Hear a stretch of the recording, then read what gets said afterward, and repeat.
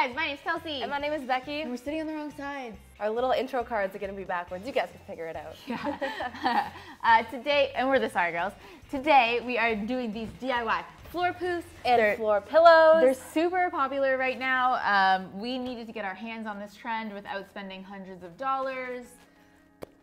So we DIY'd them as we do. Before we get into this video, you guys know that we would love it if you could subscribe and join our family. Bless if you're already subscribed. If you're not, feel free to press that red button. You can see more DIYs in your inbox every week. And once you subscribe, you can recommend videos like these ones, because I know you guys wanted more decor. You're like, I'm done with Halloween, give me the decor. So here we are. Bringing it on. Okay, so let's get into how you can make a floor poof and a sweet floor pillow. To make this leather poof, start with 1 meter of faux leather fabric. And you will also need the template that is linked on our blog below. Cut out the template and then trace this shape onto your fabric 10 times. Cut out each piece. Once you have all 10 pieces, we're ready to start assembling. Start with 2 pieces and lay them together with the bad sides facing out. Pin 2 of the edges together. You can flip open your pieces and add a third one on again by lining up the 2 edges with the bad sides facing out.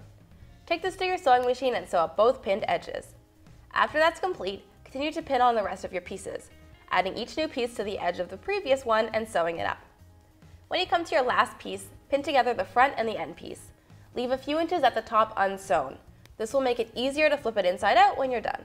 Now with your sphere turned right side out, add in a piece of scrap fabric in the bottom to temporarily cover the opening. But don't worry, we're going to add on nice pieces on the top and bottom to finish it off in the end, but for now we're going to fill it with beanbag filler or styrofoam balls. We have a link below to where you can get this. Carefully start to pour this into your poof shell. This was a bit messier than we expected, so we ended up creating a funnel out of some rolled up card to help the filler go in easier. Periodically, you'll want to pick up and shake the poof to help the filler settle into the bottom and sides easier. And you want to fill this as much as possible. Next, using a needle and thread, tightly sew up the top opening. You can do this by stitching back and forth between the tips of the side pieces.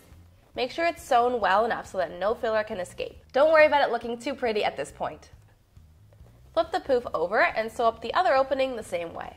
As the final step, we're going to add 2 pretty end pieces to cover up the openings. We used a bowl, but use any circular object you have to trace 2 circles onto the rest of your fabric. Because we want the stitches here to look intentional, we're switching to a thicker embroidery thread as opposed to a regular sewing thread. Place one of your circles on the top of the poof and stitch large, even stitches around the circle. Knot and cut the thread, and then flip your poof over and add on the second circle in the same way. And now your floor poof is complete! So to make our giant floor pillow, we're starting with 1 meter of this rose faux suede fabric. We measured and cut out 2 25-inch by 25-inch squares. To make the shape more 3D, we cut out 6-inch tall side pieces to go around the floor pillow.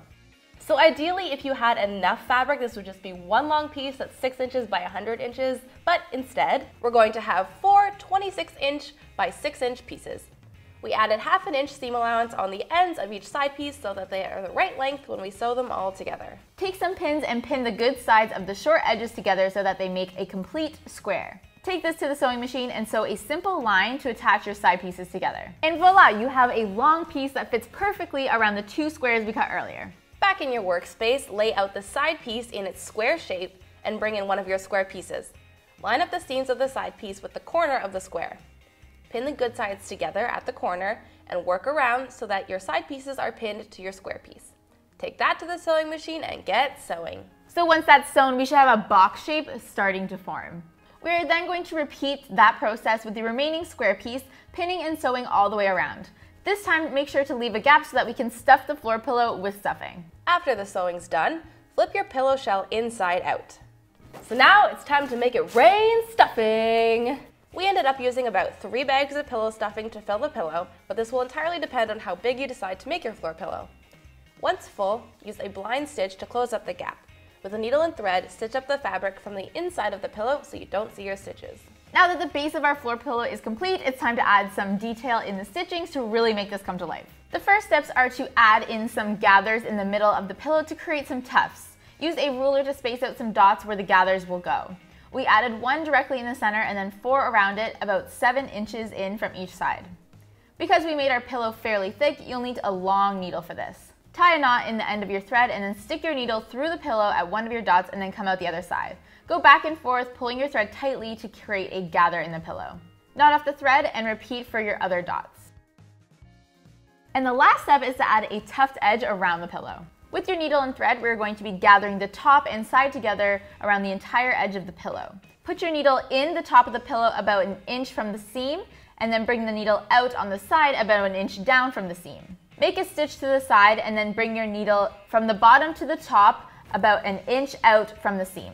Again, move over to the side slightly, stitch back down, and then out the side. Pull the thread tightly and you should see a tufted edge starting to form. Tie a knot in the thread periodically to make sure that you don't end up losing the tension you've started to create in case your thread breaks from pulling too hard. Repeat the process all the way around the top edge. Once that's done, flip over the pillow and repeat the edge gather again on this side. And your floor pillow is now complete.